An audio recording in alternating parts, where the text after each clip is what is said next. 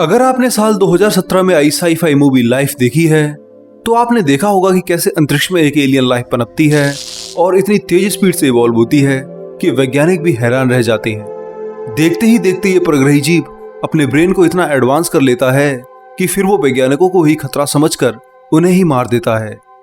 देखा जाए तो ये एक कॉन्सेप्ट मूवी है, पर आप जानकर हैरान रह जाएंगे कि ये खतरा वास्तव में आज भी वैज्ञानिकों को परेशान कर देता है और इसी वजह से हम आज चांद के बाद आज तक मार्स यानी मंगल ग्रह पर कोई मानव मिशन नहीं कर सके हैं।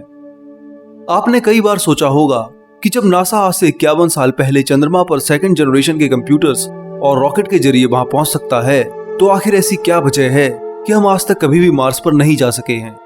क्या ये टेक्नोलॉजी और कम्युनिकेशंस की प्रॉब्लम है या पृथ्वी और मंगल की दूरी वैज्ञानिकों को रोक देती है? क्या मार्स पर कोई वायरस मौजूद है जिससे एस्ट्रोनॉमर एक्सपोज ना हो जाएं? और क्या हम सच में मंगल ग्रह पर जाने के लिए अभी तैयार हैं भी या नहीं? इन सभी बातों को जानने के लिए और मार्स यानी मंगल ग्रह और उस पर होने वाले नए मिशंस को और बेहतर से समझने के लिए ये वीडियो पूरा जरूर देखिए और तैयार हो जाइए एक और बार साइमित के साथ स्पेस साइंस की एक और यात्रा के लिए। मंगल ग्रह पृथ्वी से औसतन 22 करोड़ किलोमीटर दूर है। पृथ्वी के सबसे नजदीक होने पर यह दूरी घटकर 5 करोड़ 70 लाख किलोमीटर हो जाती है, तो वहीं सबसे दूर होने पर यह 40 करोड़ किलोमीटर तक पहुंच जाती है। मंगल ग्रह पृथ्वी से इतनी दूर है कि आप इतनी दूरी में 500 बार चांद की यात्रा करके वापस पृथ्वी पर लौट सकते हो। अधिक दूरी होने के कारण यहाँ चुनौतियां ज्यादा बढ़ जाती हैं और खतरनाक रेडिएशन और डीप स्पेस में हमारा स्पेसक्राफ्ट पहुंच जाता है। अब तक मार्स पर 6 रोवर्स भेजे जा चुके हैं, जिनमें से केवल एक ही रोवर अभी काम कर रहा है। मार्स की अधिक दूरी के साथ साथ आपको यहाँ पर लैंड करने में भी बहुत मुश्किलों का सामना करना पड़ेगा। पिछले वर्ष आपने चंद्रयान 2 मिशन को ऑब्जर्व किया होगा, तो आपने देखा होगा कि हमारा विक्रम लैंडर चांद की सतह पर उतरते ही क्रैश हो गया था और उसका संपर्क इसरो से कट गया। हालांकि मिशन 90% तो कामयाब रहा, पर लैंडर को सही से उतारने में हम नाकाम रहे। चांद की कम ग्रेविटी और छोटे आकार के कारण भी एक लैंडर को लैंड करना बहुत मुश्किल काम है। तो आप सोचिए कि मार्स, जो कि एक ग्रह है, उस पर किसी लैंडर को लैंड करना जब इतना ज्यादा चुनौती भरा काम है, तो मानव मिशन करना और उन्हें सही सलामत मंगल पर पहुंचाना बहुत ही कॉम्प्लेक्स और खतरनाक मिशन है, जिसे करने के लिए अभी हमें और ज्यादा काम करने की जरूरत पड़ेगी। वहीं मंगल और पृथ्वी सूर्य की जिस ऑर्बिट में रहकर परिक्रमा करते हैं, उसे अगर ऑब्जर्व किया जाए तो आप पाएंगे कि हर 26 महीनों में एक ऐसा समय आता है जब मार्स अर्थ के एकदम पास होता है और उसकी दूरी तब 5 करोड़ 70 लाख किलोमीटर होती है। ज्यादातर मिशन इसी दूरी और समय को देखकर तय किए जाते हैं। तो अगर हमें कोई मार्स मिशन करना होगा तो हमें इस तरह से करना होगा कि हमारा स्पेसक्राफ्ट अपनी यात्रा को तभी खत्म करे जब मार्स हमारे सबसे नजदीक हो। मार्स की यह दूरी इसलिए भी जरूरी है कि अगर मंगल पर कोई मानव पहले से मौजूद है और हमें उस पर कोई सहायता पहुंचानी है या कोई दूसरा मिशन करना है, तो हमें हर बार 26 महीनों का इंतजार करना ही पड़ेगा। 26 महीने यानी लगभग 2 साल से पहले मार्स पर मिशन करना बहुत ही मुश्किल काम है। स्पेस में दूरी को कम करना हमारी सबसे बड़ी चुनौती है। अभी अगर हम मंगल पर अपना कोई मानव मिशन करें तो हमें वहां पहुंचने में ही करीब 8 महीने लग जाएंगे। इतनी दूरी को कवर करने के लिए हमें भारी मात्रा में अपने एस्ट्रोनॉमर्स के लिए खाना और तमाम सपोर्ट सिस्टम चाहिए होंगे, जिसे केवल एडवांस स्पेस कैप्सूल में ही पूरा किया जा सकता है। हालांकि मार्स पर पहुंचने का समय और कम किया जा सकता है। इसके लिए हमें मून पर एक स्पेस स्टेशन बनाना होगा और वहीं से सीधे अपने स्पेस कैप्सूल को मार्स की ओर लॉन्च करना होगा। यहाँ हम मून की कम ग्रेविटी के कारण कम फ्यूल का इस्तेमाल करके मार्स पर जा सकेंगे, जिससे हम कुछ समय भी बचा लेंगे। वास्तव में अभी हम पृथ्वी से सीधे मार्स मिशन को नहीं कर सकते हैं। हमें इसके लिए हर हाल में अपने चांद की जरूरत पड़ेगी। चांद हमें मार्स पर जाने के लिए एक प्रैक्टिस स्पॉट बनकर बहुत कुछ सिखा सकता है। पर अगर हम दूरी को कम भी कर लें और मार्स पर पहुंच जाएं, तो अब एक और समस्या का हमें सामना करना पड़ेगा। ये समस्या ऐसी है जिसे हमें हर हाल में सॉल्व करना ही होगा। मैं बात कर रहा हूँ मार्स पर स्पेसक्राफ्ट की सॉफ्ट लैंडिंग की, ताकि स्पेस कैप्सूल में बैठे हमारे सभी अंतरिक्ष यात्री सुरक्षित रह सकें। जब भी हम किसी ग्रह पर लैंड करने की कोशिश करते हैं, तो हमें सबसे पहले उसके एटमॉस्फेयर को समझना पड़ता है।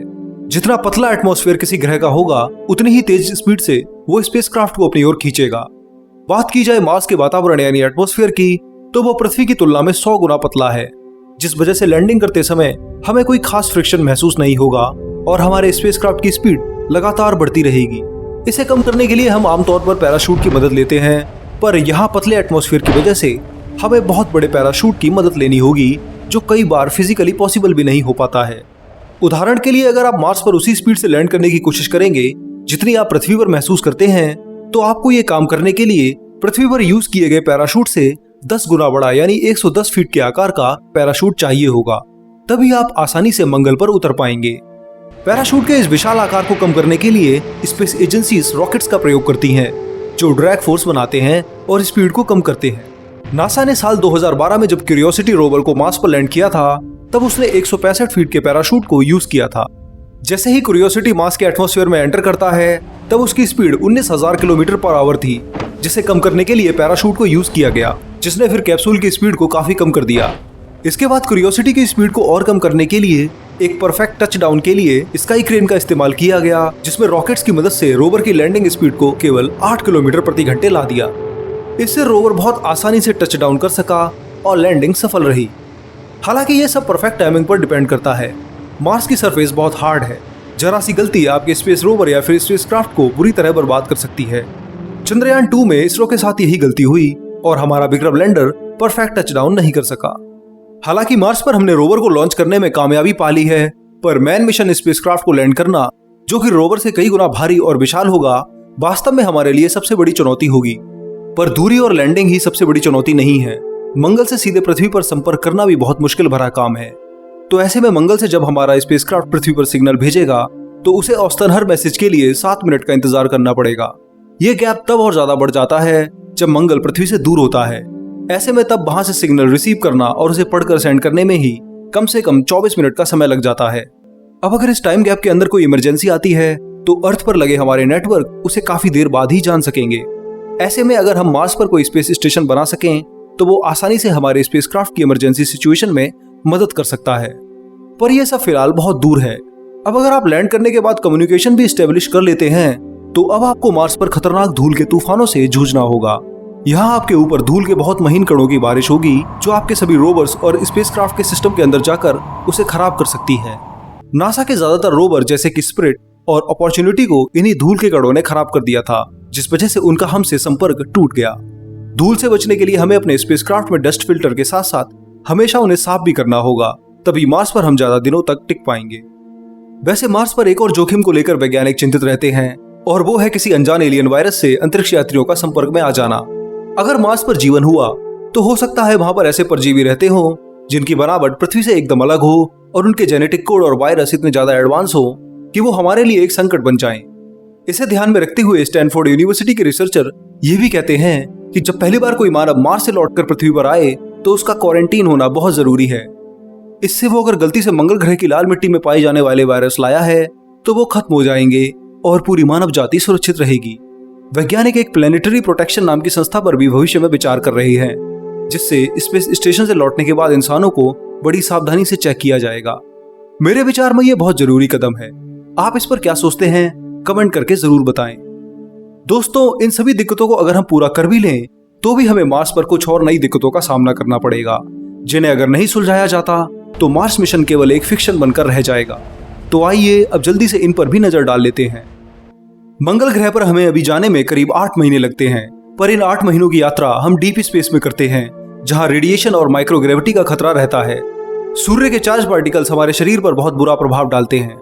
अगर हम रेडिएशन से बच भी जाएं, तो माइक्रोग्रेविटी को कम करना हमारे लिए बहुत बड़ी चुनौती है। माइक्रोग्रेविटी हमारे शरीर पर बहुत गहरा प्रभाव डालती है। ये हड्डियों को कमजोर करने के साथ साथ मसल्स में भी परेशानी पैदा कर देती है।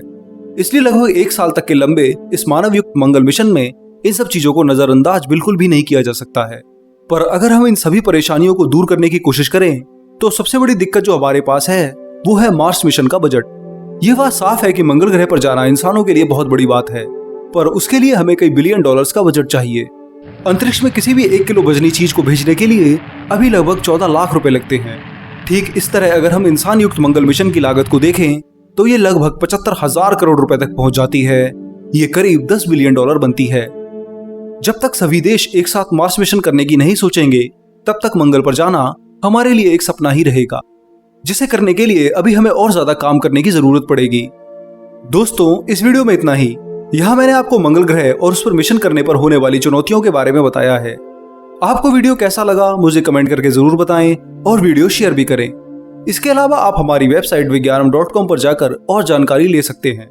इसके साथ साथ चैनल को सब्सक्राइब करें और मुझे जाने की आज्ञा दें। मैं मिलूंगा अगले हफ्ते एक और नई वीडियो के साथ। तब तक के लिए धन्यवाद। जय हिंद, आपका दोस्त शिवम।